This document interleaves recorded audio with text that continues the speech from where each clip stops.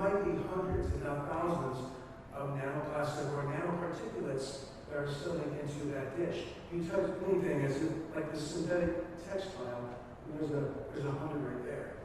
So they are among us, they are abundant. What we need to really understand, the data gap, is how do we measure this?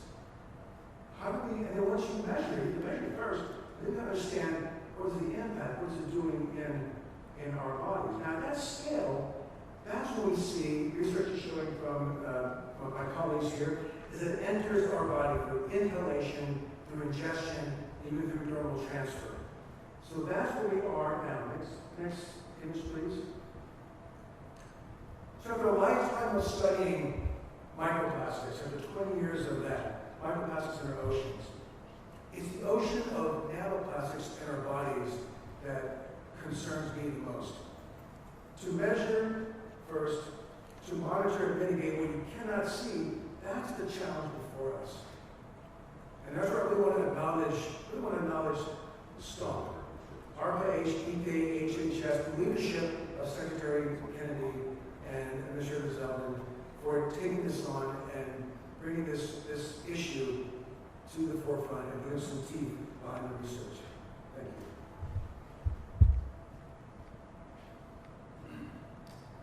Good afternoon, I'm Matthew Camden. I'm a professor at the University of New Mexico College of Pharmacy. I also want to convey that same gratitude and thanks to Secretary Kennedy and Administrator Zeldin for their decisive leadership, bringing this initiative to the table. Talking with Dr. Erickson earlier, he's part of a vanguard of ocean scientists who've been looking at the ocean for the past 20 years and asking, is anybody else seeing this? Should we be worried about this? And 15 years later, health scientists like myself come in and we start scratching the surface. And we're like, oh, okay, maybe we should have been listening to you. So this initiative and the STOMP initiative led by ARPA-H is more than timely, and the aggressive nature, the comprehensive nature of this new, it's just going to catalyze so much good science that's going to advance our understanding of these materials, how they degrade, how they travel through the environment, how they ultimately get into our body. And once we understand how they are inhaled, ingested, absorbed, distributed from our stomach to our brain or our placenta, then we'll have the knowledge we need to start intervening and moving those back out of the body. There have been numerous studies that have come out in the past 5 to 10 years, potentially creating alarm for sure, but awareness that there may be a number of diseases that are worsened by micro and nanoplastics. There's still tremendous uncertainty because of the issues Dr. Erickson raised about how we measure these and how we assess this in humans and their exposures. But there's issues related to cardiovascular disease potentially. 2 years ago, there was a New England Journal study that showed there was a 4.5-fold increased risk of having a subsequent heart attack over the next 3 years if you have detectable levels of microplastics in your blood vessels. Well, if you put that in perspective, that's far more risk than any benefit you'll ever get from cholesterol-lowering drugs like statins. That's a tremendous amount of increased risk of a heart attack. We need to better understand if that's really a causal relationship. So studies in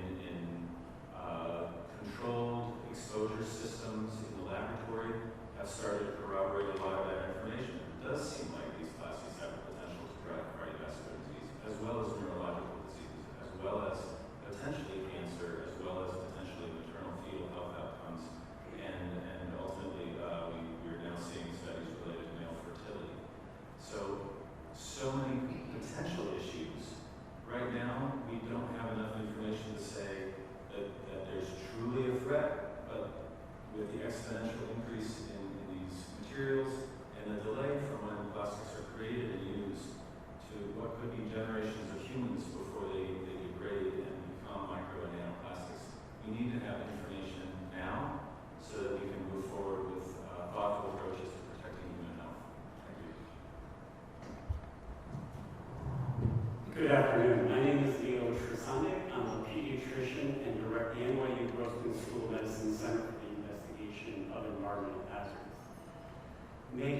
mistake about it. Plastics represent an urgent and multidimensional threat to human health.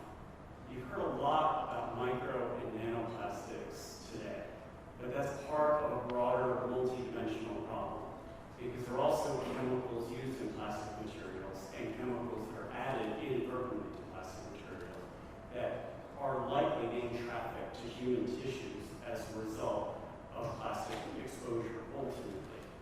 What we know about these chemicals, particularly the few chemicals we know, that there's 16,000 chemicals in plastic.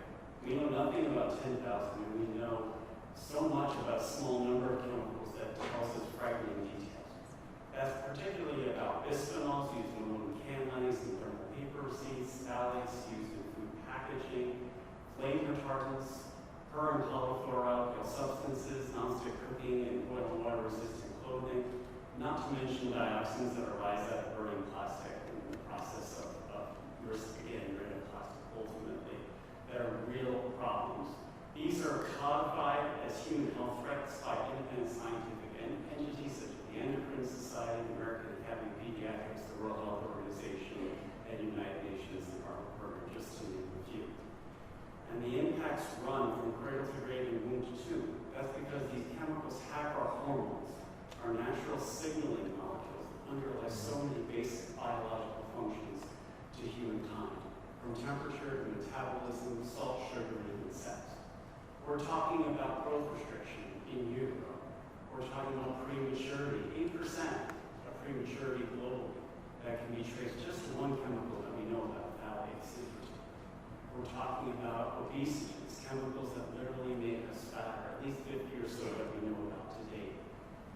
Contribution to adult cardiovascular disease is quite substantial. We're talking about 50,000 deaths in the United States, $24 billion in lost economic productivity annually as a result of ongoing exposure. And the healthcare costs are particularly real.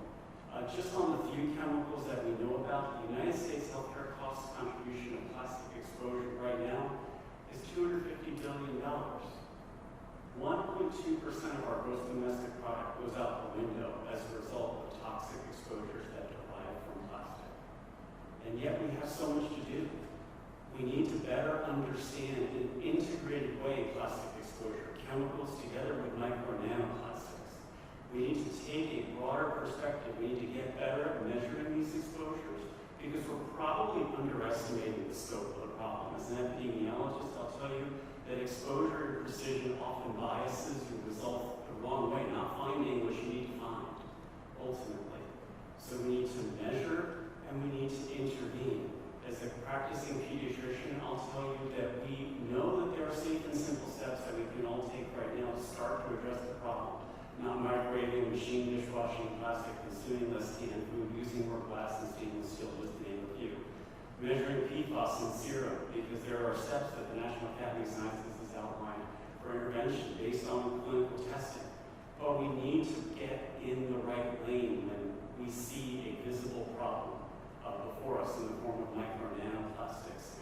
And that information will ultimately guide the end game in terms of prevention, finding safer materials for our generations to come. So I'm especially privileged to be here to support this important STOMP initiative, to support the leadership efforts by Secretary Kennedy and Administrator Zeldin to address water contamination as well through the CCL process.